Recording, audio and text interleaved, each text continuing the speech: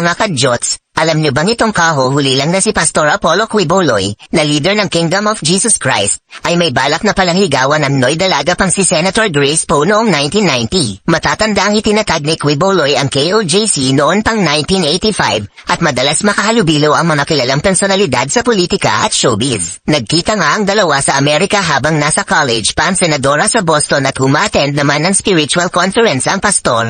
Pero may jowa na that time si Grace, ang naging husband niyang si Neil Manzares kaya di ito nakaporma. Isa pa, ay masagwa nga naman ang magiging pangalan ng senadora kung sila ang nagkatuluyan gamit ang apelyido ng wanted na pastor ng FBI. Hashtag Mrs. Grace Poe Quiboloy. Hashtag joke lang. Oh no.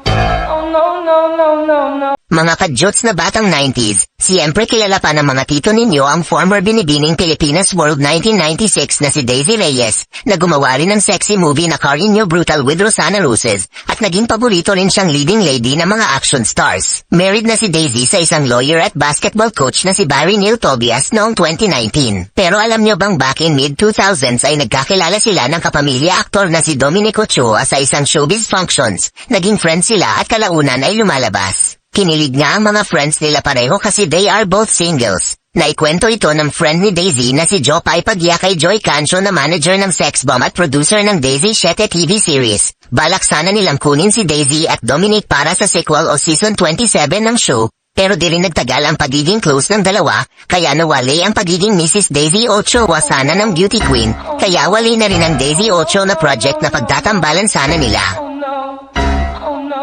Mga kadyots, na-addict sa Viva Max streaming site, siyempre kilala nyo si Ayana Misola, isa sa hottest sexy stars ng Viva.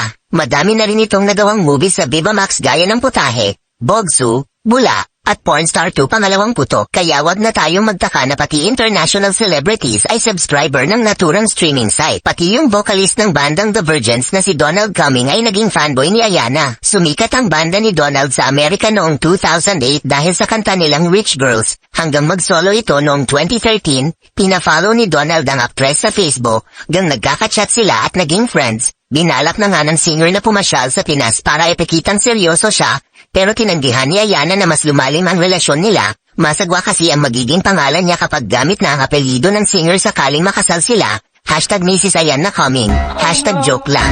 Oh no.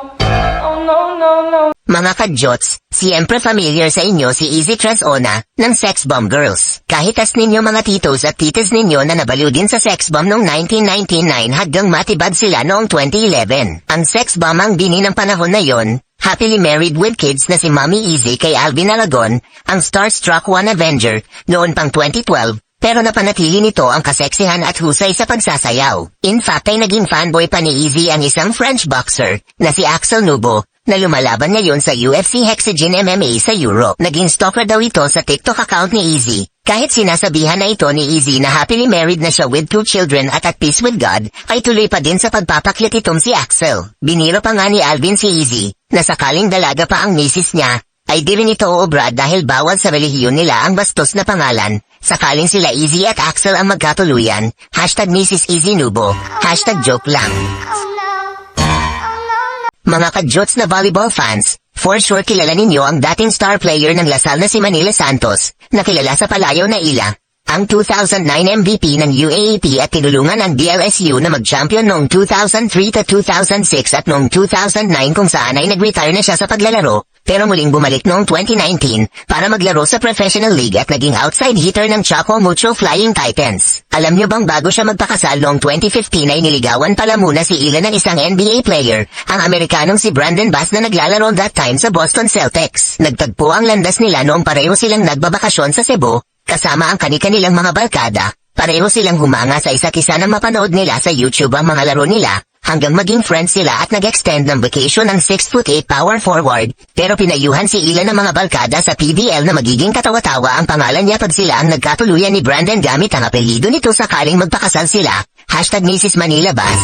Hashtag joke lang.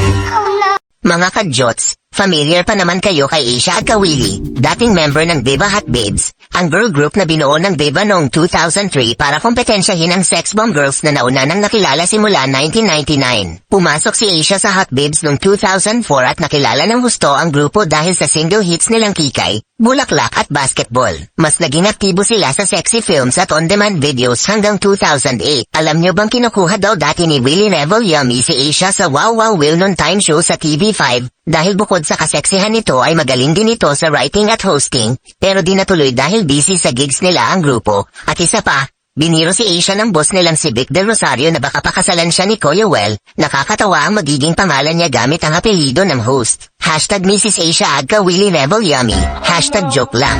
Oh no. Oh no, no, no, no, no.